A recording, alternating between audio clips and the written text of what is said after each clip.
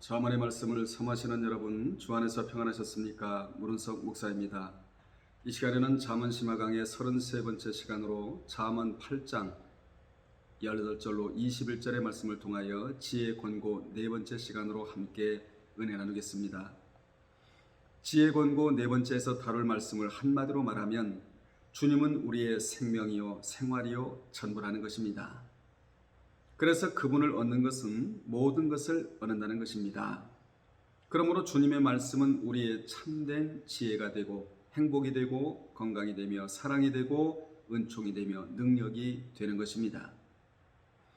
18절에 보면 부귀가 내게 있고 장구한 재물과 공의도 그러하니라 라고 하셨는데, 이 말씀은 하나님께서 사랑하는 자에게 좋은 것을 주시기를 원하신다는 말씀입니다.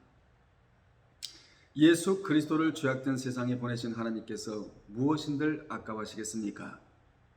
그런데 여기서 우리가 하나 정립하고 넘어갈 부분은 구원 얻는 데는 조건이 없지만 물질의 복과 상과 기도의 응답에는 조건이 있다는 것을 알아야 합니다. 왜 그렇습니까? 행위 언약이기 때문입니다. 우리가 하나님을 진정으로 사랑하여 진리대로 살아가면 하나님께서 자녀들에게 필요한 부귀도 주시고 장구한 재물도 주십니다. 하나님을 사랑하는 자에게 하나님은 재물도 장구도 주시기를 기뻐하신다는 말씀입니다. 이를 잠언 13장 13절에서 뒷받침해주고 있는데, 말씀을 멸시하는 자는 패망을 이루고 계명을 두려워하는 자는 상을 받느니라 라고 말씀하셔서, 말씀을 멸시하는 자는 패망을 이루지만 하나님의 생명의 말씀에 순종하는 자에게는 상을 주시겠다고 약속해 주셨습니다. 이 상 안에 마음의 평강과 물질의 복이 들어가 있다는 사실을 우리는 기억을 해야 합니다. 그러므로 진리 따라가는 자에게는 모든 좋은 것을 준비해 주시지만 마귀를 따라가며 진리를 순종치 않는 자는 모든 것을 잃어버리고 마는 것입니다. 이를 다윗이 알았기에 그는 역대상 29장 12절로 13절에서 부와 귀가 주께로 말미암고 또 주는 만유의 주자가 되사 손에 권세와 능력이 있사오니 모든 자를 크게 하심과 강하게 하심이 주의 손에 있나이다. 우리 하나님이여, 이제 우리가 주께 감사하오며 주의 영화로운 이름을 찬양한다고 그는 감사 기도를 드렸던 것입니다. 우리의 모든 삶이 다 주님께 달려 있습니다. 그러므로 진리를 따라 사는 것은 내 삶을 복되게 하고 풍성하게 하며 하늘과 땅의 모든 복을 받는 지름길이 되는 것입니다. 19절에 보겠습니다. 내 열매는 금이나 정금보다 나으며 내 소득은 순은보다 나으니라고 하셨습니다. 여기에 열매란 하나님께서 함께 하시는 결과를 말씀합니다. 결과를 의미하는 것이지요. 그렇습니다. 하나님과 함께 동행하고 하나님과 함께 사는 자에게는 열매가 맺게 되어 있습니다. 열매는 갑자기 열리는 것이 아니라 세월이 지나야 열립니다. 주님을 가까이 하여 주님의 말씀을 순종하여 걸어가면 주님께서 함께 하심으로 말미암아 열매가 맺게 되는 것입니다. 사랑과 희락과 화평과 자비와 양선과 충성과 온유의 열매가 맺게 되는 것입니다. 그러므로 하나님을 사랑하여 말씀을 지키고 받는 열매는 세상의 그 어떤 보화보다 낫고 세상이 주는 억만금보다 낫습니다. 세상에서 사랑하는 사람이 주는 선물은 귀합니다. 선물이 크기 때문에 귀한 것이 아니라 주는 자의 마음 정성 때문에 귀한 것입니다. 만약 미국의 대통령에게 만년필을 선물로 받았다면 만년필도 귀하겠지만 그보다 더 귀한 것은 주신 분이 귀하기 때문에 만년필이 귀한 것입니다. 이와 같이 하나님 앞에서 기도하고 응답받고 말씀 지켜서 복을 받는 이러한 은혜, 은총, 이것은 세상이 주는 억만금보다 낫습니다. 왜 낫습니까? 이는 주신 분이 너무나 귀하신 분이기 때문입니다. 여러분, 구약에서 예수님을 보배라고 표현을 합니다. 그 보배로 오신 주님에게는 은도 있고 금도 있다고 말씀하시면서 그분에게 평강이 있다고 우리에게 교훈해 주고 있습니다. 우리는 그분으로부터 은혜와 평강과 부귀와 장수 이란 것들을 받아야 살아갈 수가 있는 것입니다. 그 살아가는 유일한 방법이 바로 오늘 본문에 나오는 말씀인 것이지요. 이같이 하나님께 기도하여 받은 응답, 또 하나님의 생명의 말씀에 순종하여 받은 물질의 축복, 이것은 감격이고 기쁨이고 감사인 것입니다.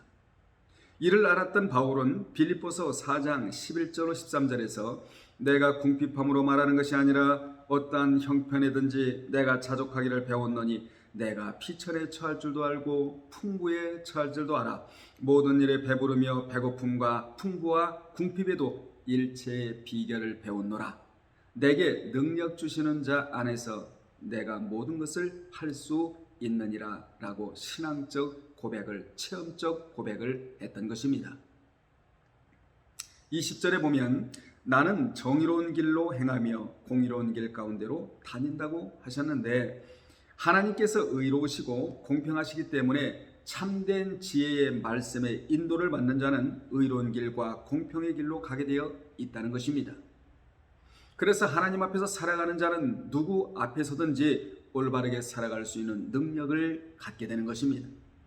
따라서 믿는 자는 공평과 진리로 사는 것을 자랑으로 여겨야 합니다. 뿐만 아니라 성경에 보면 십자가를 자랑하라, 그리고 천국에 가서 상급을 자랑하라. 천국에 가서 상급을 자랑하려면 이 땅에서 긍휼을 베풀어야 한다. 그리고 하나님을 정확히 아는 것을 자랑하라고 성경은 말씀합니다. 하나님을 아는 데 있어서 정확하게 알으라는 것이지요. 그것을 자랑의 품목으로 내놓으라는 것입니다.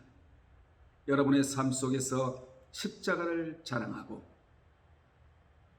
이 땅에서 사랑을 베푼 것에 대해서 천국에서 상급을 자랑하며, 그리고 하나님을 아는 지식, 정확한 지식을 자랑하시는 여러분 되시기를 바랍니다.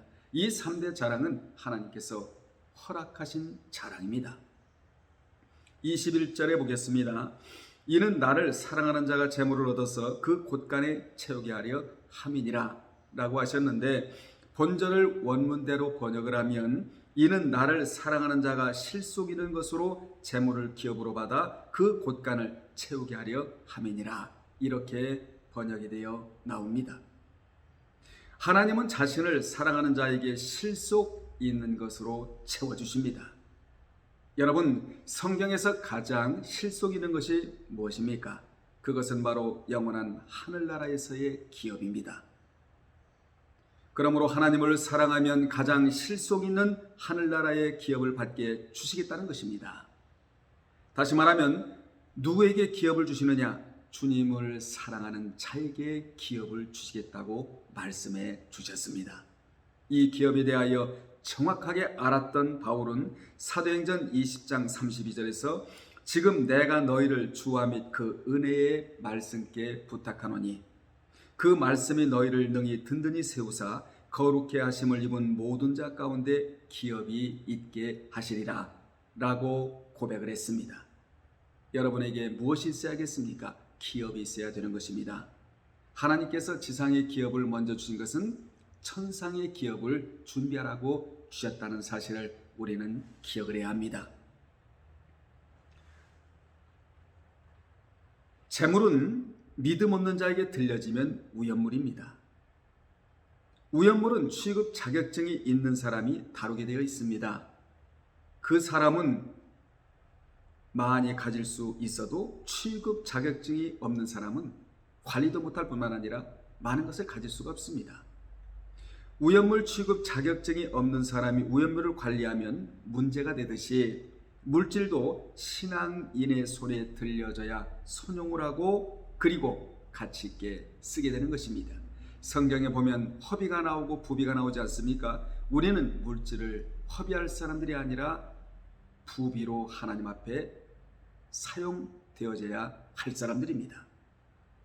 하나님이 누구에게 물질을 주시는 줄 아십니까? 신앙 인격자에게 주시고 그 물질로 인해 신앙이 퇴보하지 않고 냉각되지 않을 자에게 물질을 주십니다. 그 물질로 인하여 신앙이 퇴보하고 신앙이 냉각되며 그리고 그 물질이 우연물이 되는 자에게는 하나님이 절대로 물질을 주시지 않습니다. 여러분 모두는 하나님 앞에 물질을 많이 받아서 하나님 뜻대로 사용하시는 분들이 되시기를 바랍니다. 하나님은 물질을 많이 맡겨도 그 물질이 신앙의 대적자 역할을, 신앙의 대적 역할을 안 할 자에게 물질을 맡겨주셔서 그 물질을 풍성히 쓰도록 하나님이 그렇게 조치하시는 분이십니다. 그러므로 우리는 하나님께서 준 물질을 사랑과 함께 동행을 해야지, 물질은 사랑과 함께 붙어 다녀야지 사치와 함께 붙어 다녀서는 안 되는 것입니다.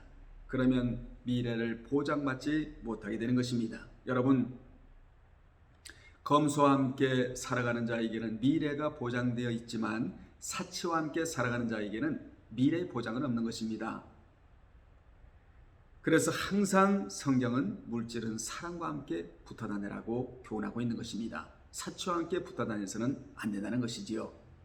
하나님은 물질을 맡겨주시고 어떻게 쓰는가를 관찰하십니다. 그러므로 믿는 자는 물질을 쓰는 법도 합격해야 하고 믿음을 쓰는 것도 합격해야 하며 신앙생활하는 것도 합격을 해야 합니다. 그렇게 될 때 하나님은 실속 있는 물질을 많이 맡겨주셔서 장관, 부귀를 누리게 해 주십니다. 이 세 가지를 합격한 자가 물질을 누리며 살아갈 수 있게 되는 것입니다. 여러분은 물질을 쓰는 법도 합격하시고 믿음을 쓰는 것도 합격하시며 신앙생활하는 것도 합격하시어 실속 있는 물질을 하나님께로부터 많이 공급받으셔서 실속 있는 생활, 더 나아가서 천국에 기업이 있는 자들이 되시기를 주님의 이름으로 축원합니다. 다음에 또 전해드리겠습니다. 주님 안에서 평안하십시오. 할렐루야.